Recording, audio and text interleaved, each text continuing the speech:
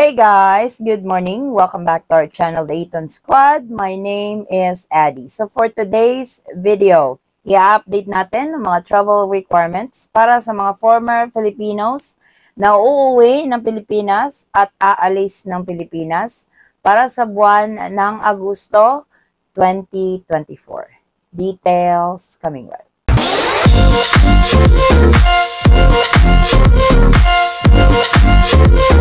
So, panibagong buwan na naman, mag-a-update tayo sa mga travel requirements ng mga former Filipino kung kayo man ay pauwi ng Pilipinas or paalis ng Pilipinas para sa buwan ng Agosto 2024.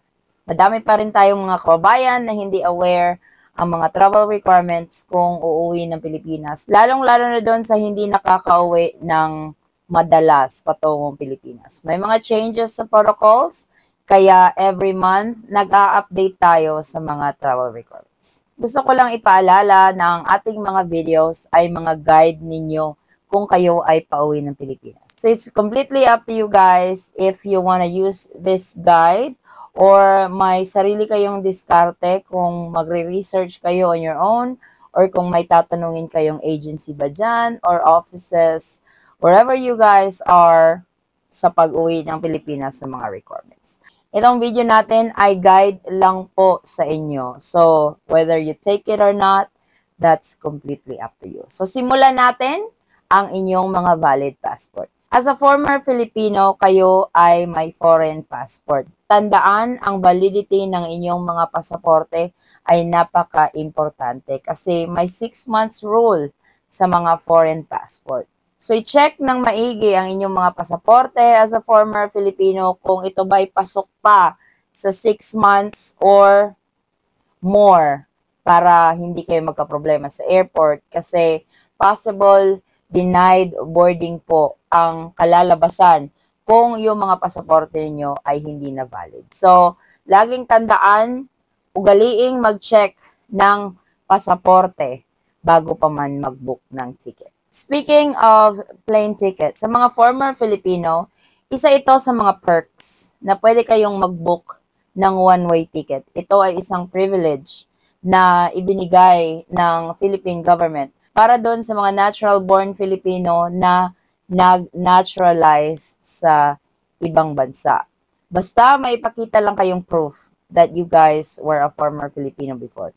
Isa dito ang inyong mga Philippine passport. Yung dati yung Philippine passport nung nag-naturalize kayo. Kung hindi ito kinolekta ng USCIS or hindi ito kinuha ng Philippine Consulate, pwede nyo yung gamitin. Pero kung hindi available ang inyong mga dating Philippine passport, pwede naman yung birth certificate, yung Philippine birth certificate.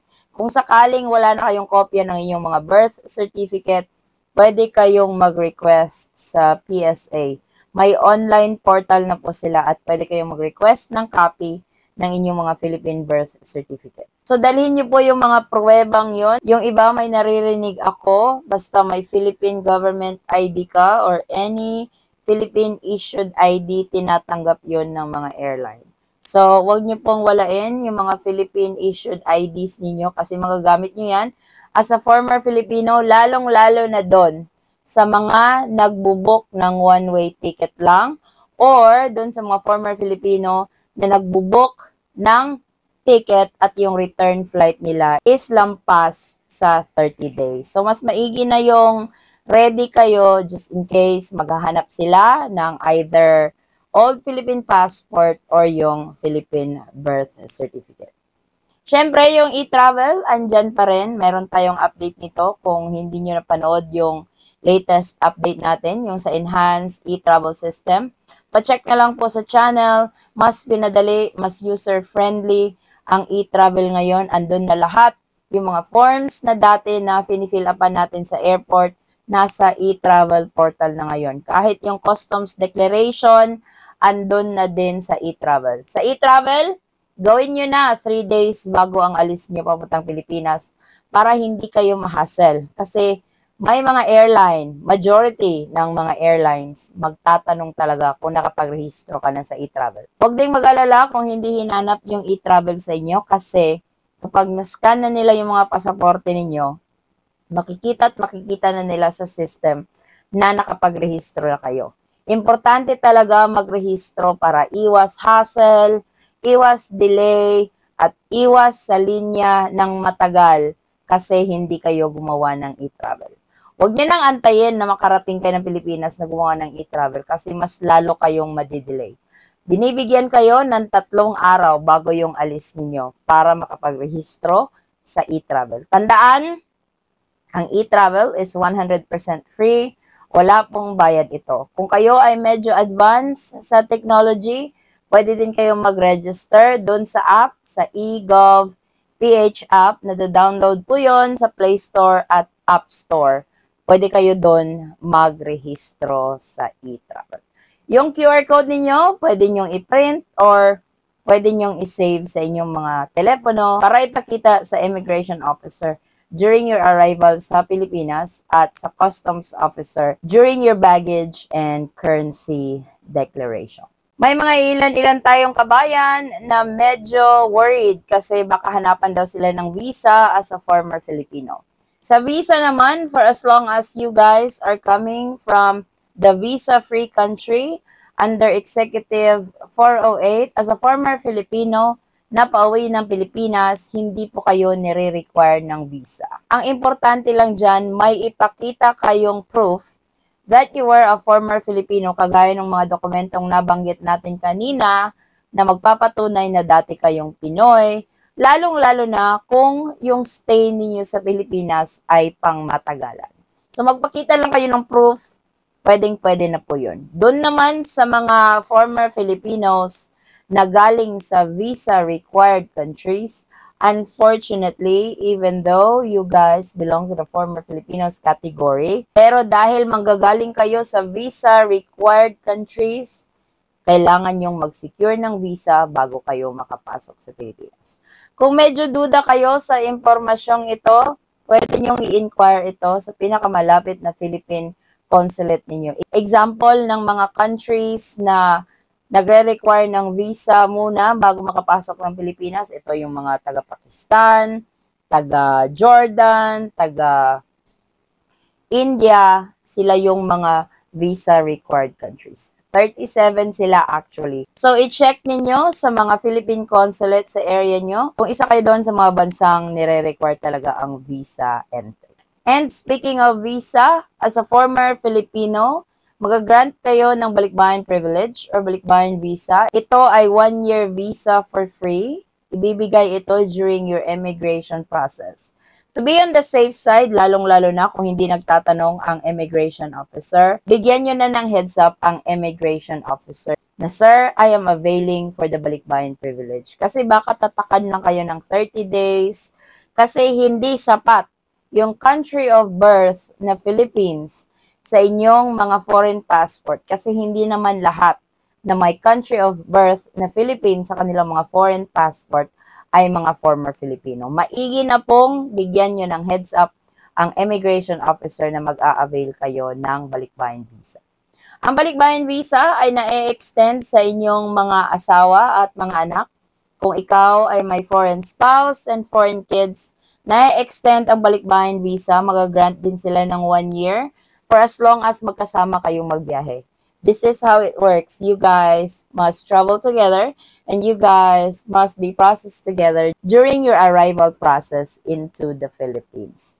Magdala lang ng mga dokumento na magpatunay na related kayo sa former Filipino, gaya ng marriage certificate kung kasama yung foreign spouse and birth certificates kung kasama yung mga anak. Meron pa rin tayo mga ilan-ilang kabayan na nagtatanong about travel insurance. So, ang travel insurance, optional na po ito. Nasa sa inyo kung gusto niyo mag-avail ng travel insurance. I-check lang talaga ng maigi na yung travel insurance is magagamit niyo sa Philippines in cases of emergency. Sa mga unvaccinated, wala na pong problema. Makakapasok kayo ng Pilipinas freely without having to submit or secure an RT-PCR test or antigen test. Hindi na po yun nire-require. Matagal na po yung na-lift ang protocol na yon. So, doon sa mga kabayan nating ayaw pang umuwi ng Pilipinas ng dahil lang sa requirement na yan, hindi na po ito hinahanap. Hindi na nga sila naghahanap ng vaccination card or vaccination certificate. Kung ikaw naman ay isang former Filipino na paalis ng Pilipinas as a foreign passport holder, hindi na po required ang e-travel. So, pagpasok niyo lang sa Pilipinas kayo mag-register. Kung pauwi na kayo, for example, pauwi na kayo ng US, as a foreign passport holder, hindi na po kailangang mag-register sa e-travel. So, madami tayong katanungan yan, especially to foreign passport holder, hindi lang US passport holder, basta foreign passport holder ka, hindi mo na kailangang mag-register sa e-travel kung paalis ka ng Pilipinas. Tandaan natin keyword, paalis, departing from the Philippines. Required lang po sa inyo as a former Filipino yung e-travel kung papasok kayo ng Pilipinas. Sa travel tax naman, mag-charge lang ang travel tax sa mga former Filipino kung nakapag-stay kayo ng Pilipinas na higit sa 1 taon. So, tandaan natin, more than 1 year or more, yung stay ninyo sa Philippines. Doon pa lang mag-charge ng travel tax. Kung less than 1 year naman yung stay ninyo sa Pilipinas, hindi kayo ma-charge ng travel tax. And if in case you as a former Filipino have stayed in the Philippines for more than 1 year at kailangan yung magbayad ng travel tax, may 2 options kayo. Pwede kayong magbayad online ahead of time or pwede na kayong magbayad sa airport kasi may mga counter naman sila doon. Pwede na doon din magbayad. Basta, lampas 1 taon yung stay ninyo sa Philippines. So, ito na lang po ang inyong mga ihahanda as a former Filipino traveling to the Philippines and departing from the Philippines for the month of August 2024. Gaya nga ng sabi ko kanina, depende yan sa inyo kung gagamitin nyo po itong guide na ito sa inyong pag-uwi at pag-alis ng Pilipinas. Kung gusto nyo mag-research on your own, that is completely up to you. This information is free for you guys to use. So whether you take it or not, I leave it up to you guys. So this is our latest travel updates to the Philippines. Thank you guys so much for watching. Kung kayo man po ay may mga katanungan, maaari lang pong mag-comment sa video ito at sasagutin po natin yan sa abot ng ating makakaya. Muli kabayan, ako'y nagpapasalamat at nawa yung biyahe papuntang Pilipinas man or paalis ay maging smooth, hassle-free, at stress-free. Magkita-kita po tayo sa ating susunod na travel update. Stay safe, stay healthy, and God bless everyone.